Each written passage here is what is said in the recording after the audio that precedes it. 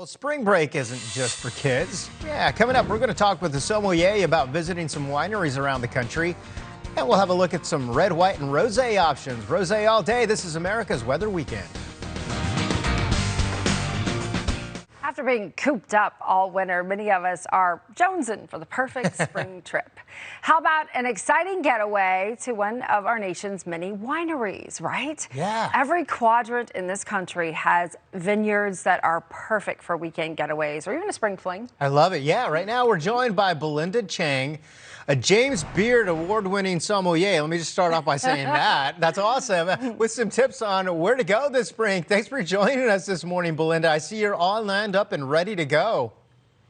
It's my pleasure, and I never will turn down an invitation to have wine for breakfast. Wow, yeah, okay. Here we go. Let's check out some of the amazing wineries that you picked out. The first one, Red Tail Ridge Winery. That's in New York. Yes, so this is just a 4-hour drive northwest of New York City, and they specialize in sort of cool climate grape varieties, including Riesling and Chardonnay and Pinot Noir. Nancy Irlon, who is a longtime sort of enologist and director of research in the Gallo Winery, which a lot of us have heard of in California, moved home to New York State and is making amazing stuff. So you can just pack up the car. I've got my picnic basket ready and bring it out to the winery up in Ithaca. You know, it has the beautiful lakes, Cayuga and Seneca, some of the deepest lakes in the United States.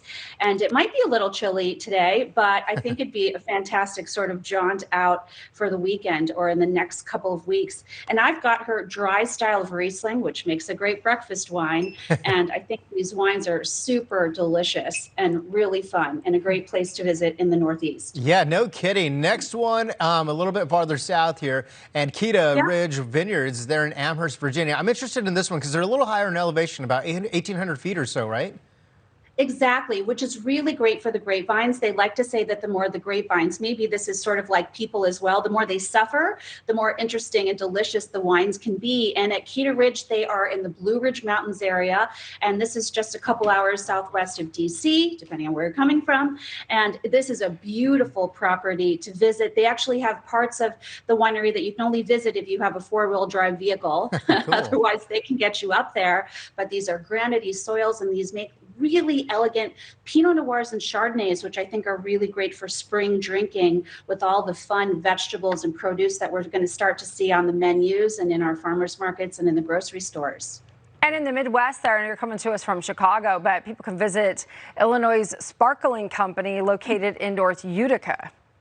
It sounds a little crazy, but this is just 90 minutes from my home in downtown Chicago. You can get down to sort of a part of the wine world. It's so fun. They do still wines from native and French hybrid varieties like Chambourcin, but they also do traditional method. If you're kind of a big champagne head or Prosecco or Cava head, this is a great place to go to get grape-based wines, French grape-based wines, and also hybrid grapevines. And they do rosés, and then they do blanc de blancs and all kinds of fun styles at all kinds of price ranges. And this is a great one to, I've got my picnic basket ready. I'm going to pack it up and head out there. Once it stops snowing over here. I know, right? No more snow. Well, they're going to get some rain in California, so it's still fun to visit those. And that's where we're going next. You're going to you have an RSV, or also the Robert Sinsky Vineyards there in Napa off the Silverado Trail.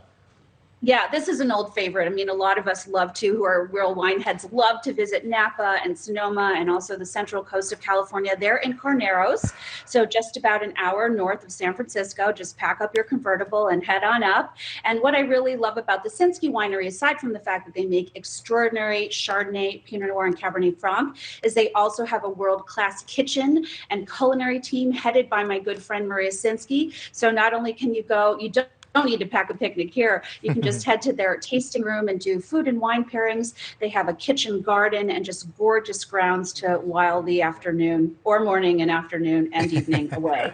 Absolutely. And all the events, sometimes a weekend event. Belinda Chang, thank you so much, and appreciate learning about all the different vineyards and all the different parts of the country to visit. You've been fantastic. My pleasure. Cheers to all of you. Yeah, cheers to you. 5 o'clock somewhere. That's right, John. 5 a.m. maybe. 5 o'clock somewhere.